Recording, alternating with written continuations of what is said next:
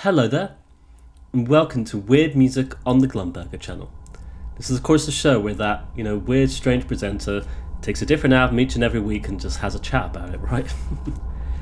So in today's episode, we're going to take another dive into minimalism, with a look at a very strange album indeed, I feel. Now this, to me, it seems to be one of those albums that just seems to exist within the recesses of the internet, with very little information being provided, in regards to it, it seems.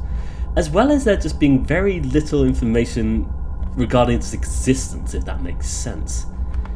Weirdly enough though, this might be one of my favourite albums I've come across within the minimalist genre, and it certainly set me down this incredibly strange journey of very odd little coincidences, which, when it came, which certainly I found out more about when it came to finding out more about this particular album. This is going to be an odd little review, but I'm quite excited to talk about this one. Today, I present IX by José Delgado.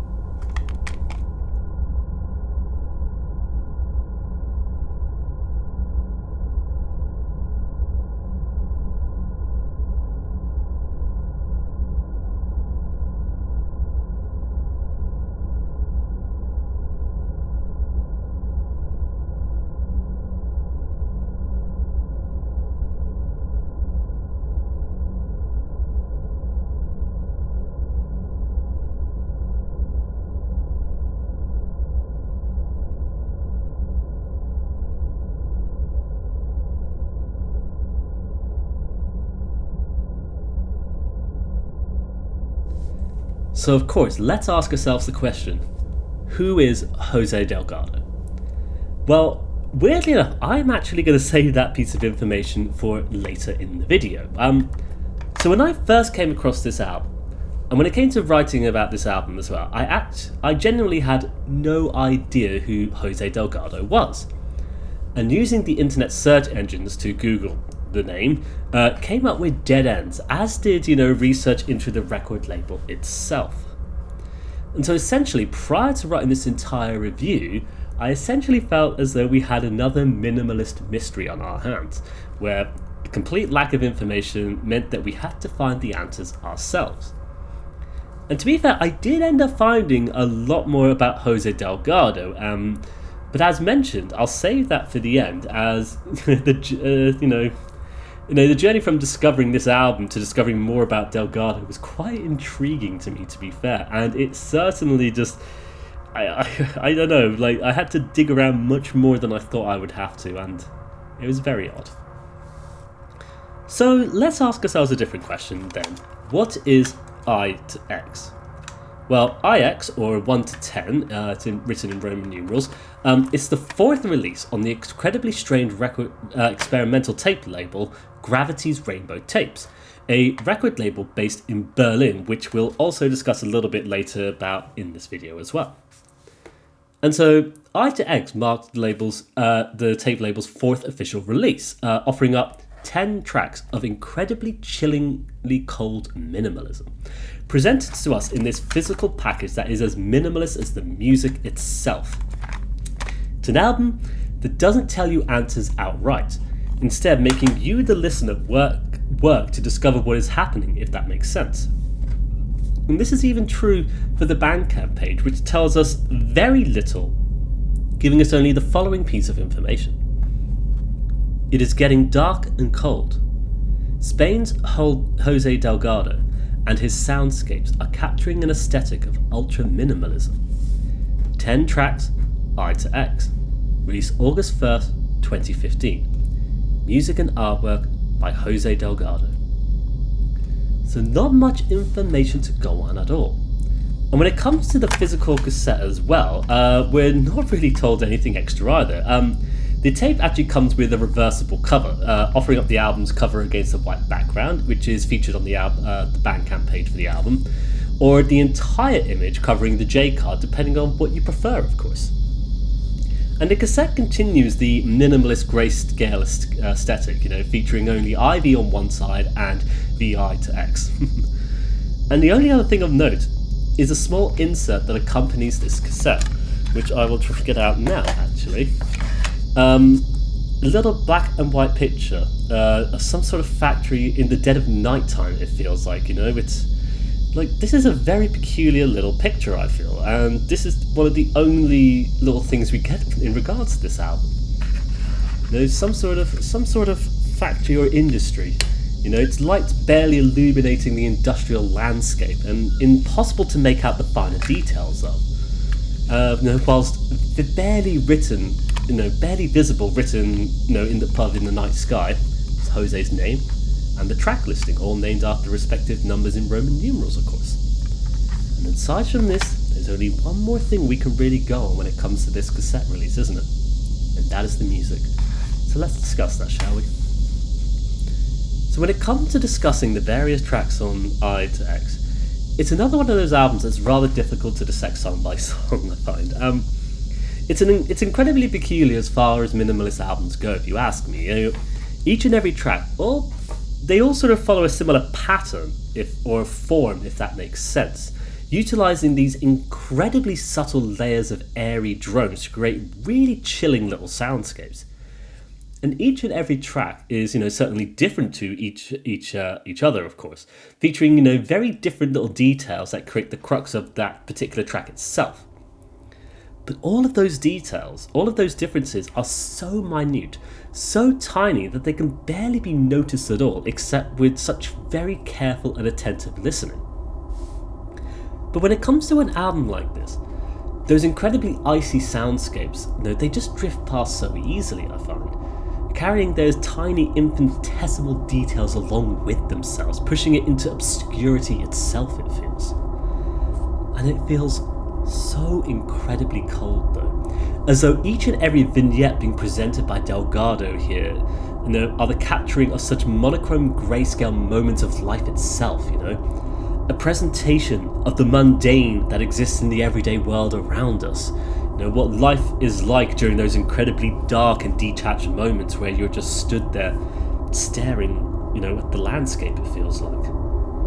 And for me, I find it to be a fascinating album experience that, to be fair, really rewards the patient listener, revealing those incredibly subtle little layers, whether it be the granular synthesis building and churning like the waves, or the consistent blowing of the wind itself, rumbling in the incredibly expanse of the cloudy skies, it feels.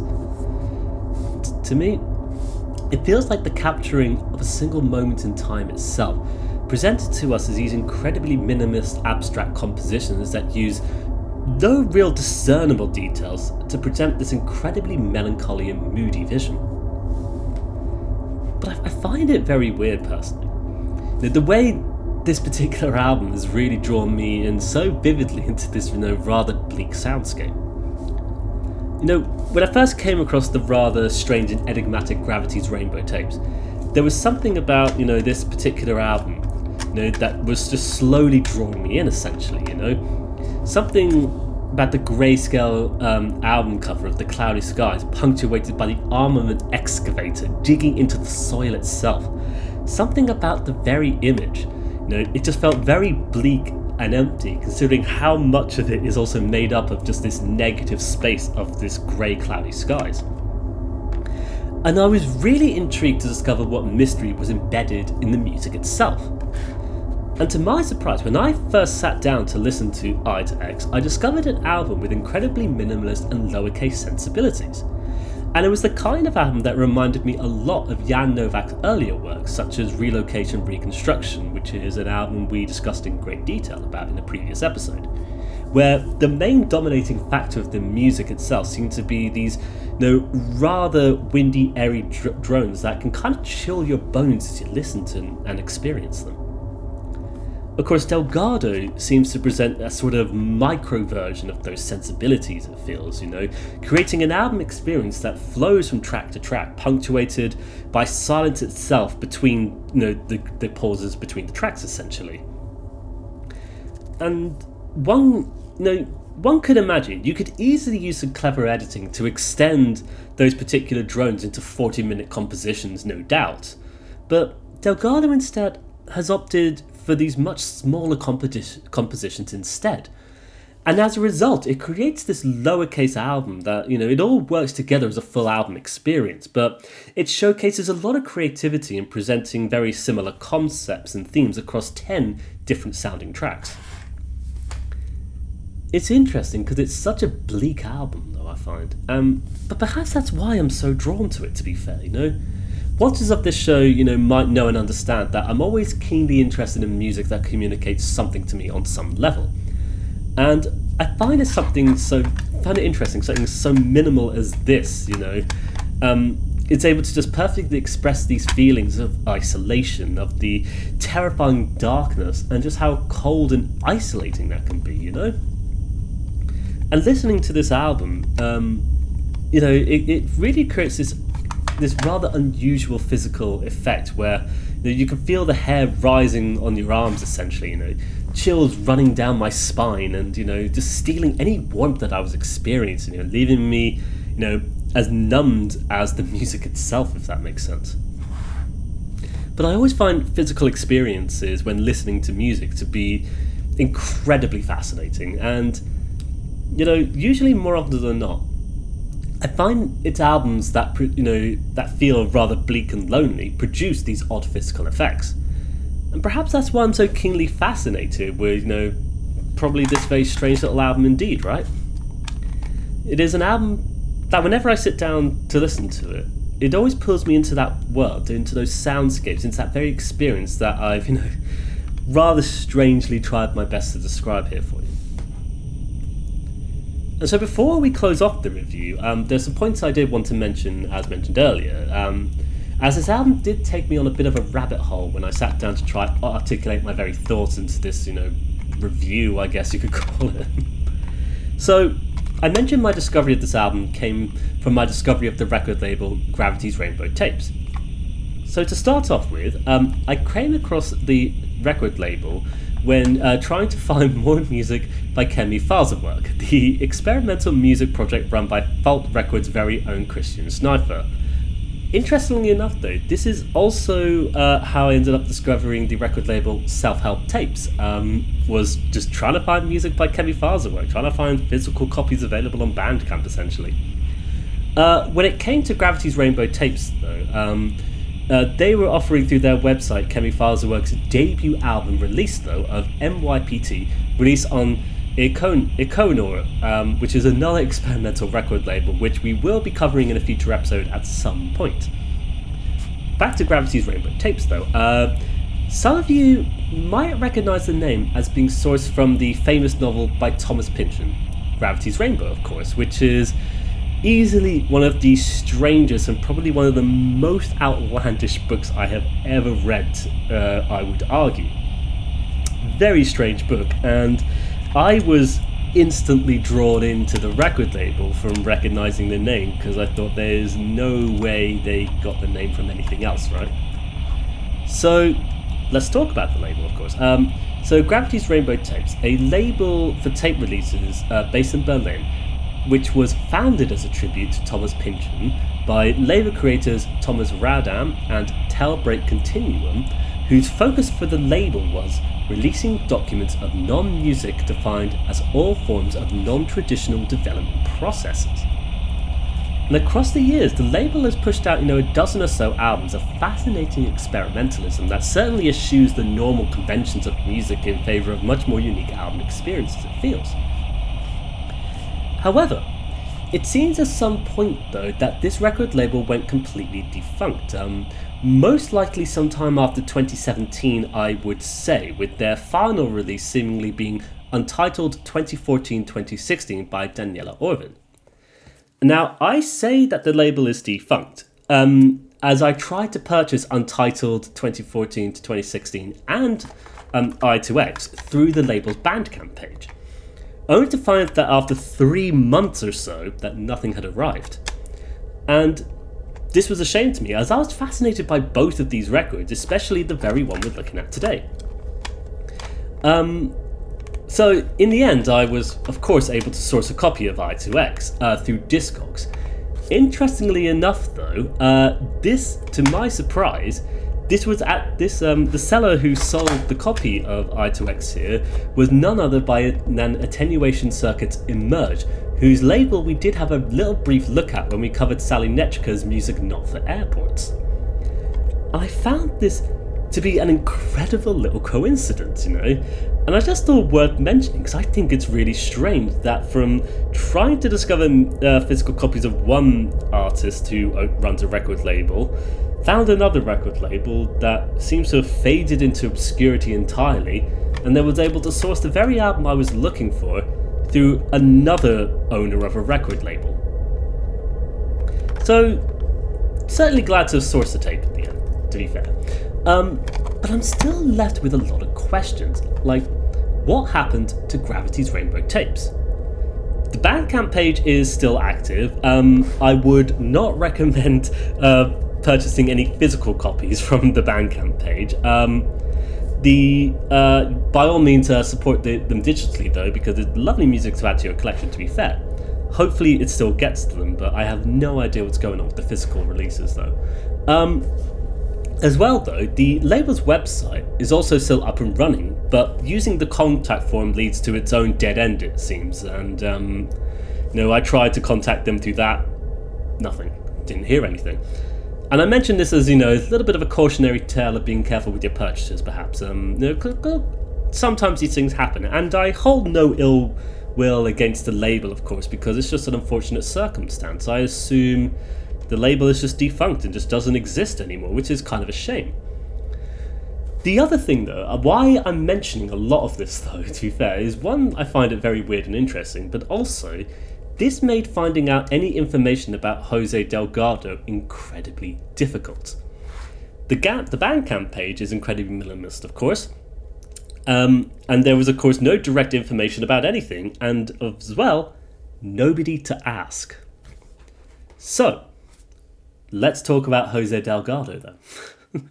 When it comes to Googling José Delgado, the internet doesn't come up with all that much, it seems. If anything, you're likely to come across the man José Manuel Rodrigo Delgado, a Spanish professor of neurophysiology at Yale University who passed away in 2011 at the age of 96.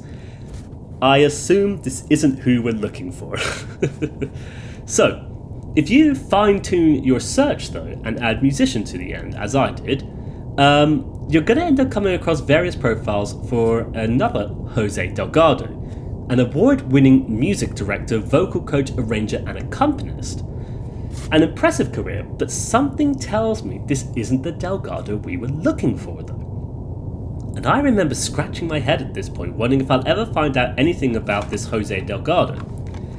And interestingly, I ended up finding a little link on the web page on Gravity's Rainbow tapes for I2X. A little link telling us to check out José's first release with his project Boliden on Chemical Tapes UK. So, looking in the most obvious place is what I should have done in the first place, but finally, we have a lead. This led us to Chemical Tapes' Bandcamp page with the album Meta by Boliden. And so by searching for Boliden, instead of José Delgado, we finally get some solid information. So, Boliden is an ongoing project for Delgado, having operated since 2015. It seems offering ambient techno across a handful of different releases. Pretty cool. What's more interesting though is that for the Discogs pages of Boliden, we find out that José's full name is José Maria Delgado, which in turn actually leads us to another album released under his own name, Passage, released in 2021 on Learn Tape Club. And this album is another interesting one, much in the same way that I210 is an interesting I2X, as it strays away from those ambient techno styles that Boliden was offering in favour of subtle droning landscapes. And in consideration to the differences between the Boliden moniker and Delgado's solo work under his own name, it's interesting to see that this release under his name, again, offers up much more experimental ambience. But in this context though, and one that's using much more of his full name if that makes sense, it feels so much less cold and bleak than the debut of I to X.